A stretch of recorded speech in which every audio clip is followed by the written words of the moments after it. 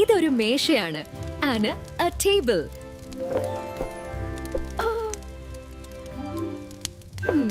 ഇത് എന്റെ തലയാണ്. My head. തൊപ്പി എന്റെ തലയിലാണ്. The hat is on my head. ഇപ്പോൾ തൊപ്പി മേശപ്പുറത്താണ്. The hat is on the table.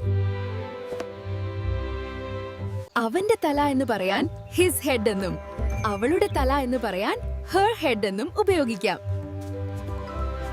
തൊപ്പി എവിടെയാണ് എന്ന് എങ്ങനെ ചോദിക്കും? Where is the hat?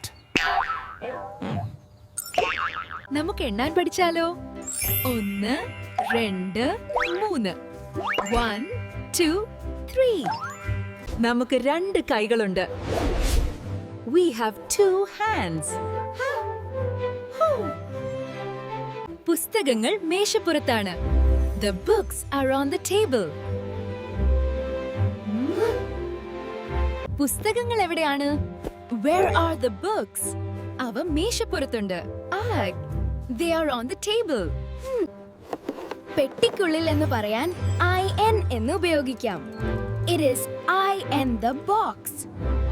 ഇന്ന് പഠിച്ച ON മുകളിൽ, where, എവിടെ എന്നീ വാക്കുകൾ മറക്കരുത്. ഇന്ന് നമ്മൾ ഒരുപാട് പുതിയ കാര്യങ്ങൾ പഠിച്ചു.